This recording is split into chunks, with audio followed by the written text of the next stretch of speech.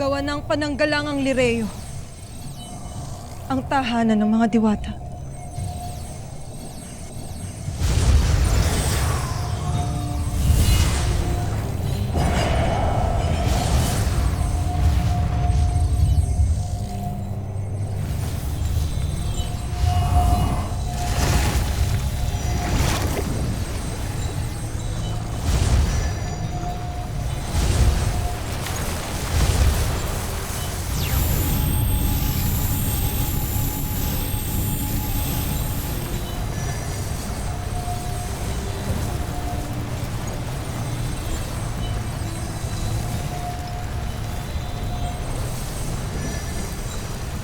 Patibayin ang pananggalang at patagalin ang pag-alaga sa lahat ng mga nilalang na nananahan sa loob nito.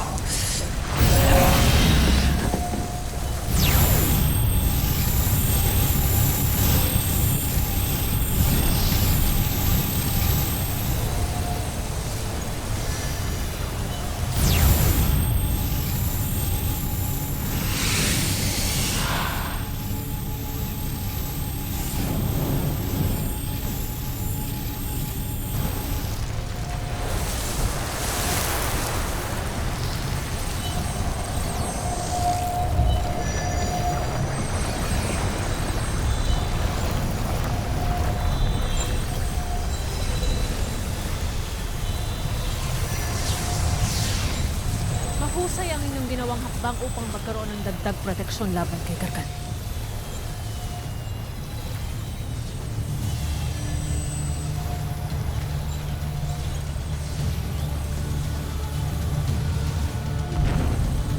Anong nangyayari? Mga mahal na sangre! Nilulusog ni Gargan ang ating kaharian sa kabilang panig. Sisira niya ang ating pananggalang. Tanakres na.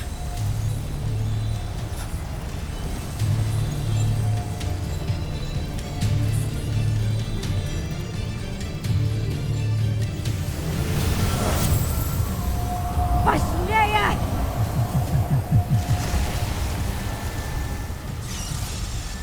Kahit pa aking ikamatay upang maisara lamang ang pananggalang ito ay hindi ako titigil. Para sa Atoya! Hindi kami magpapadaig sa'yo, Astading Gargan. Kung inaakala mo na madadaig mo kami gamit ang iyong lakas, dadaigin ka namin ang aming paninindigan. At hindi kami susuko hanggat hindi namin naisasara ang buong Hatoria.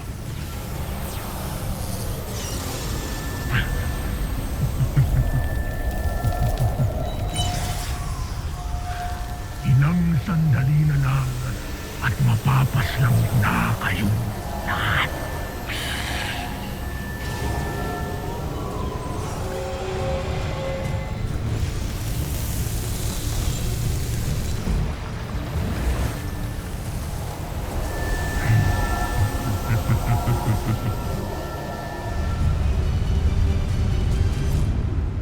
Nagtagumpay ang mga sangre sa paglalagay ng pananggalan sa buong kaharian.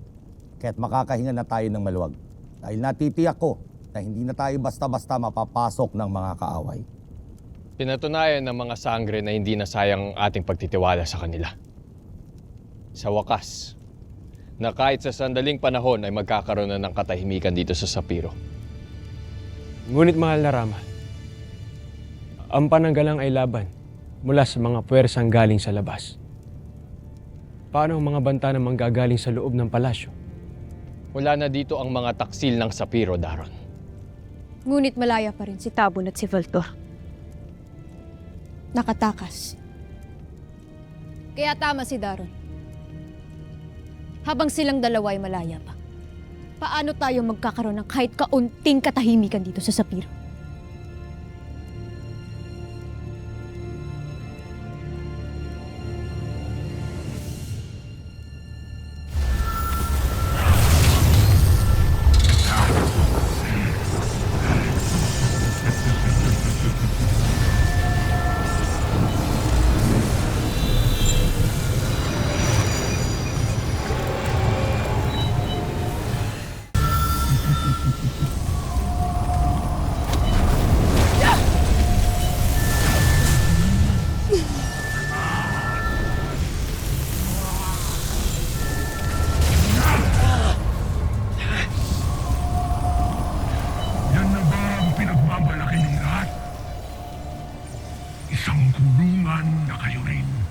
ang nakapit.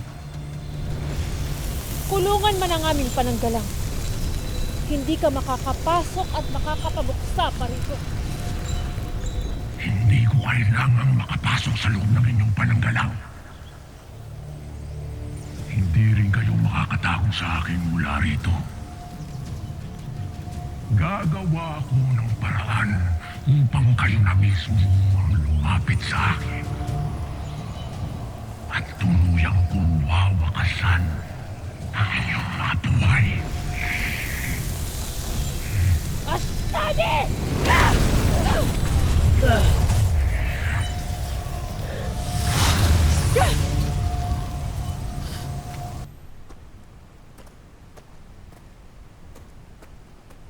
Ano, Tamon? Dinig ko yung nadakip ka sa sapiro. Paano ka nakatakas? Hindi na mahalaga. Ang higit na kailangan natin ngayon ay makalayo ka agad sa Sapiro. Tayo na! Mga lagat ni Black! Hindi natin sila lalabanan, Valtor. Silang magdadala sa atin sa ating bagong kapanalig. Dalhin niyo kami sa inyong Panginoon. Ibig kong makaharap ang kaaway ng mga sangret diwata.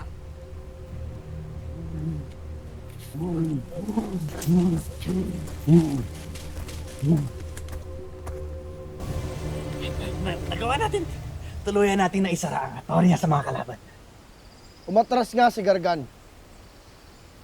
Ngunit ang pag-atras ng Bathala ay hindi nangangahulugan ito na ang wakas. Tama ka, Albe. Poltread. Ngunit kailangan ko munang samahan ng aking mga kapwa sangre dahil matinding laban ang ating kinahaharap. Sang-ayon ako sa iyong pasya. Mahalagang magkakasama kayo at huwag maghihiwa-hiwalay. Sapagkat ang tagumpay ay nakakamit sa pamamagitan ng pagkakaisa. Pangako, Sangre Pirena. Mananatili kaming nagkakaisa. At aming bibit-bitin ang iyong mga itinuro at winika sa amin. Mula pa noon. Abisala Ashmadea, lagi rin kayong mag-iingat. At tiyakin niyong walang mapapahamak sa kahit na sino man sa inyo. Tayo na.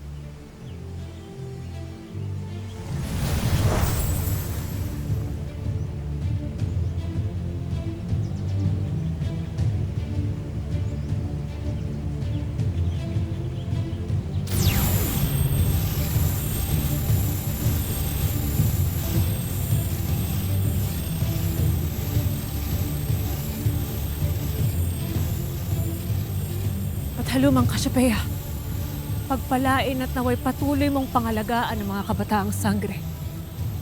Lalo na sa digmaang magaganap pa lamang.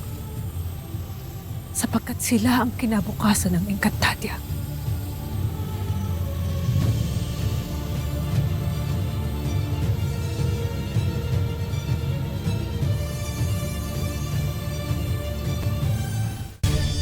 Huwag kang mangamba, Adamus. Nandito lamang kaming lahat upang siguraduhin walang mangyayaring masama sa'yo. At habang tayo ay nagkakabutlod-butlod, tandaan mo, palagi natin ipagtatanggol ang isa't isa. At nakatitiyak rin ako na hindi kahahayaan ni Alena na malagay sa kapahamakan. Kaya't sabihin na natin... Iyon sana ang aking pakiusap, mga Ashti. Mga kasama.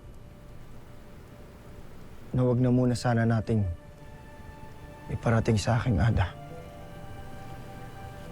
Adamus, batid mong hindi natin dapat itago ito sa iyong Ada. True! Ano, gusto mo mag-secret din kami? At magsinungaling kami, Sahara? Adamus, no. Ekis yan. Tama sila, Adamus.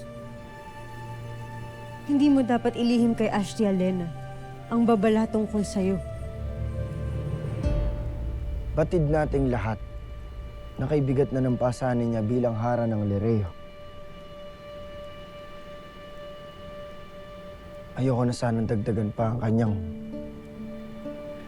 mga isipin. Ngunit siya ay iyong ina, Adamus. Ayoko mang maniwala kay Mitena. Ngunit nagkakatotoo ang kanyang pangitain. Kaya bukod sa iba yung pag-iingat, ay nararapat lamang na mabatid ito ni Alena. Hindi na. Lalabanan ko ang pangit ay ni Mitena. Kung si Tera ay naririto, patunay lamang na kaya nating baguhin ang anumang makita ng mata ni Mitena. Kaya pakiusap sa inyong lahat. Huwag na sanang makarating ito sa aking ata.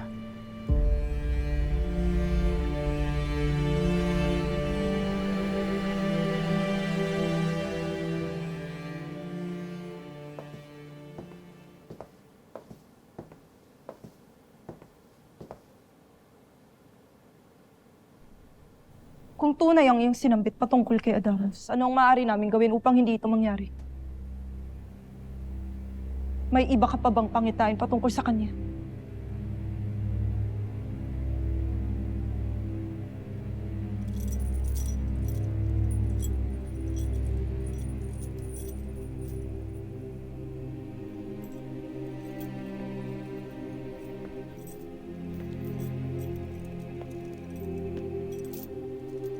Malalim ang iyong pagtatangi sa lalaking sangre.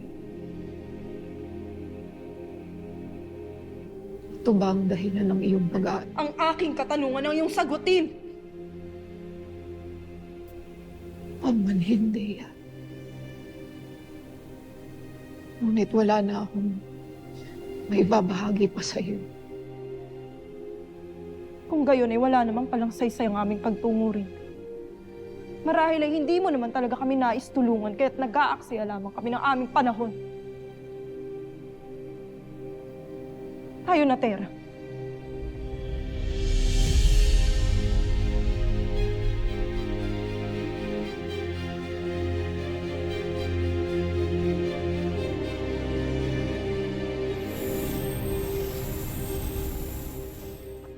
Mahal na Hara, paumanhin kung ikaw ay aming nagambala.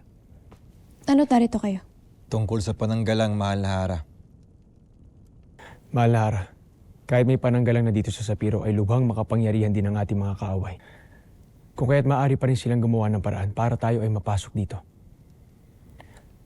Hindi namin pinag-aalinlanganan ang iyong kapangyarihan, maging ng Rama, ng mga Mashna at ng mga kawal ng Sapiro.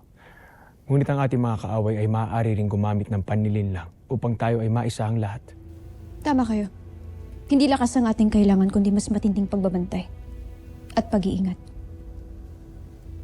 Ipag-uutos ko kay Vicus na mas lalong paigtingin ang pagbabantay sa ating mga maog.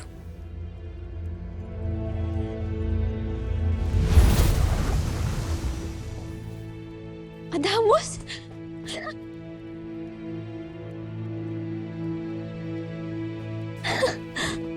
Bakit mayroong miniabe dito sa kaharian ng Sapiro? Mahal na Sangre. Apwe, isa itong mahabang kwento ngunit papagkakatiwalaan natin sila.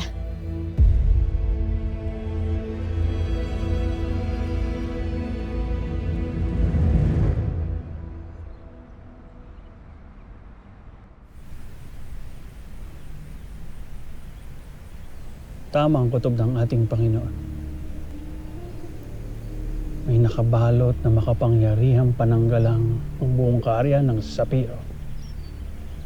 Kung gayon, hindi nga natin diyan magpasok. Kaya tama si Tabon. Kailangan mahuli o mapaslang ang kanilang pinuno sa labas ng pananggalang. Kaya't magtalaga ka ng mga bantay na palaging magmanman sa Sapiro. Masusunod, Oblar.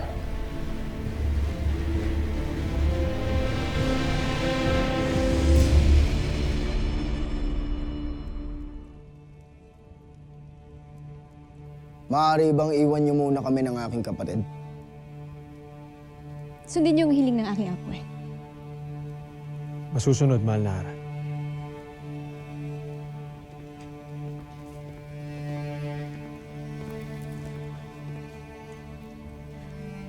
At anong alon naman ang nagtaboy sa'yo upang dalawin ang iyong kapatid, apwe? Upang aking pasalamatan. Armea, ikinalulungkot ko nung wala ako. ng mga panahon nakipag-isang dibdib ka kay Soldarius? Yun ba ay isang masaya o malungkot na pangyayari sa iyo?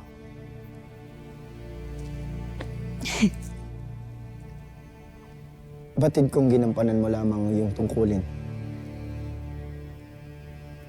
Kaya't kung dumating ang tamang panahon na kailangan mong tumayong mag-isa, gawin mo. Anong iyong sinasabi, Apwe? Pero bang nangyayaring hindi ko batid?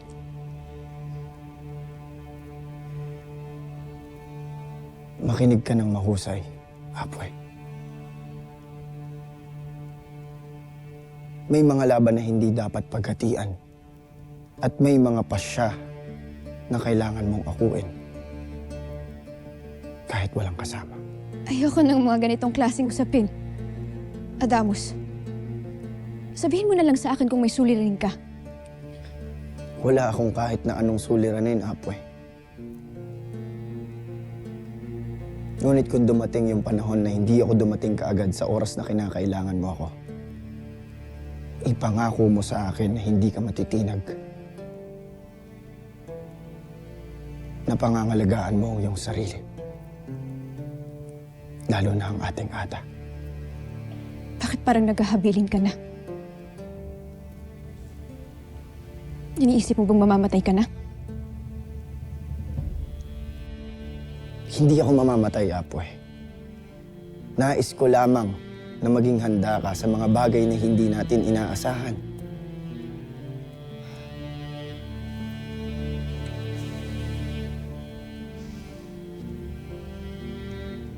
Ayoko ng mga ganitong pangako, Adamus. Batid ko. Ngunit ito ang kailangan ko.